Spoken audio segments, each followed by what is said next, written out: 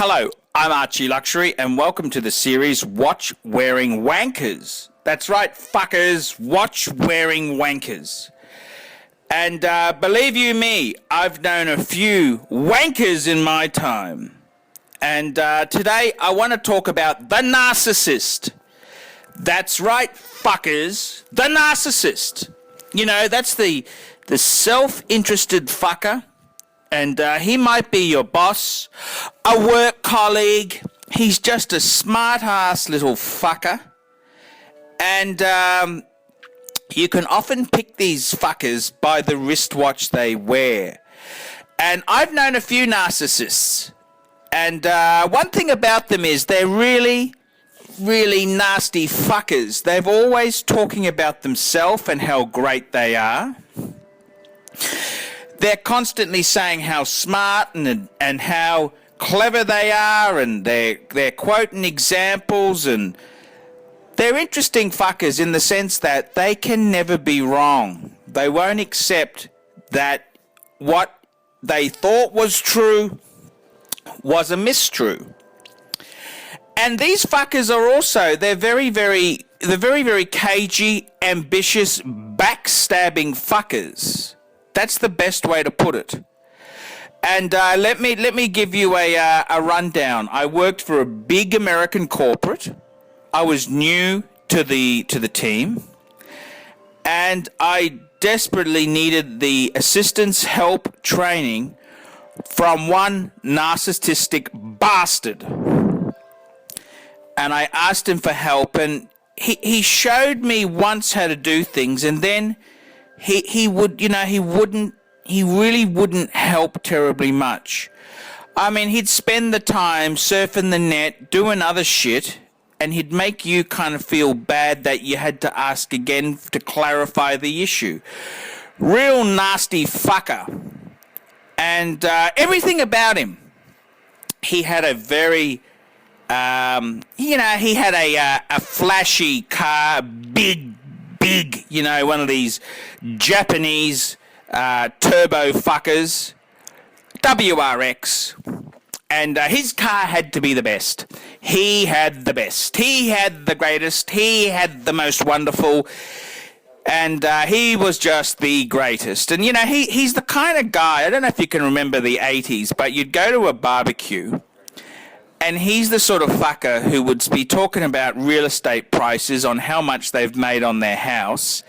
And his is always wonderful and yours is always a piece of fucking shit. Even though he lives in a shit area and the house is in need of desperate repair, it's always so wonderful and yours is a piece of shit. Narcissistic turds. Anyhow, this guy here, very ambitious, very ego-driven, never really went anywhere with his career. It was always, he was pretty fucked, but he had the ego, the ego kind of, he just thought he was so wonderful. What does he buy? A big, flashy Breitling.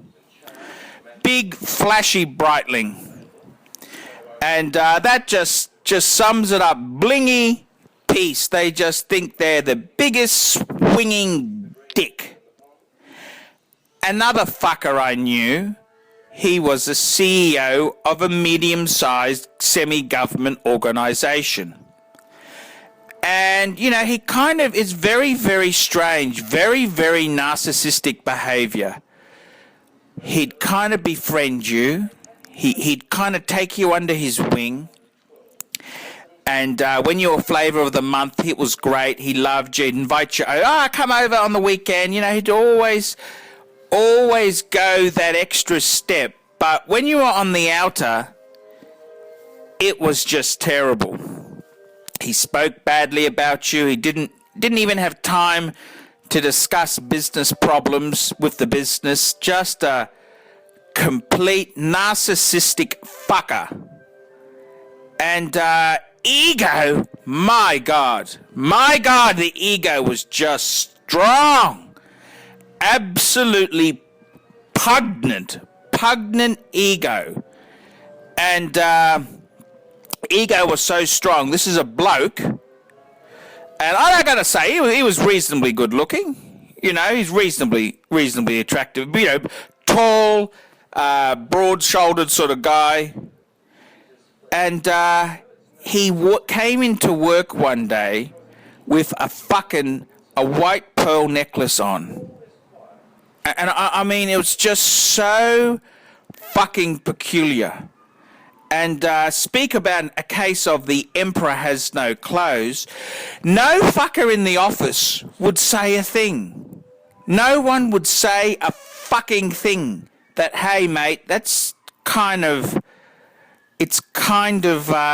how would you put it? I don't want to insult my homosexual audience, but it's a bit fucking drag queenish. You know what I mean? I mean, even gay men. I know a lot of gay men... They wouldn't do something as stupid as that. And ego. And it became a running joke there. I mean, I kind of said to someone, what's with the fucking pearl necklace? Is he for real or... And it's this case of the emperor has no clothes on. No one would say a thing because he was a fucking prick. A fucking asshole of a prick. And no one would dare... You know, he had no real friends because even though he had a lot of his mates, he'd brought them in as consultants, they wouldn't dare say anything to him because they realised what a fucking jerk and a prick he was, and they were just milking the gravy train for as much as they could. And, you know, a real friend would say to you, mate, you look like a fucking wanker wearing a lady's pearl necklace. Fucking take it off. That's what a real friend would say. But because he was such a narcissistic fucking asshole, no one said a thing. This is the Scotsman I worked for, I should say. Absolute prick of a man. Absolute prick. Stabbed me in the back. And it really, in hindsight, I'm just so happy to be out of there. So happy to be out of there. You know, I needed his help and the bastard disappeared. You know, he wouldn't defend me or anything. He's just a narcissistic fucking asshole. And he wore a Breitling chronomat. A chronomat. And, you know, this is the interesting thing. These nasty fuckers, they seem to be attracted to Breitling. And I remember another absolute fucking tosser. I was in my own business at the time. He was the CEO of a company that made industrial. They had a small manufacturing business. Well, it was medium size. And he had a big boat. And he had the loud HSV General Motors sort of car. And everything, he was just the biggest. He was a clever fucker. He ended up selling the company to the American company, the parent company, and he completely ripped them off, let's just say that. But he was a Tag Heuer man. Tags are the best, that's it. He said so. I mean, just a complete fucking imbecile. And this is the thing here. This is the thing. These sort of watches, they seem to attract absolutely narcissistic fuckers. That's right. Narcissistic fuckers. Breitling and Tag Heuer. And it's just amazing. It's just amazing. It's sort of... I don't know what it is. Now, I wouldn't say every Tag Heuer wearer can be branded with that, because I remember I worked with a guy who bought a Tag Heuer Carrera GT with his work bonus, and you know, I kind of felt sorry. He was a nice guy. He was actually a nice guy. So not all tag wearers can be turds, but I kind of felt sorry because he'd bought such a piece of fucking shit. Why would you spend $8,000 on a fucking tag when you could get, Man, I'd buy a Rolex. Buy a Rolex before you buy a fucking tag, man. I mean, I'm just telling you, you know, that's the reality. I mean, Rolex isn't the greatest watch in the world. You know, I mean, we're talking, there's Holy Trinity pieces that are better. But for an everyday schmuck, you want a piece that's going to work dependably and reliably, buy a fucking Rolex. It's waterproof. It's just fantastic piece. And actually, I had to, the fucking moron, the narcissistic guy who would wear the pearl necklace, he was such a jerk, such a moron. And he's the same guy I made a video about people who don't park their car in a garage.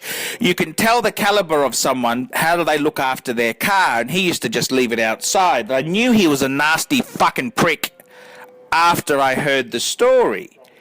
And it's interesting because he said to me, he's got a Breitling Chronomat, and I said to him, you know, it's not waterproof, don't take it in the pool. He said, well, I do, I've never had any problems. And I said, fuck, you do not take a chronograph into water. I said, you are asking for fucking trouble. I said, don't fucking do that. And he used to also run the second hand on the chronograph continually. I mean, he was amused by small things. But there you go, fuckers. This is the series Watch Wearing Wankers, and this has been the narcissist section. Tell me what you fuckers think of that.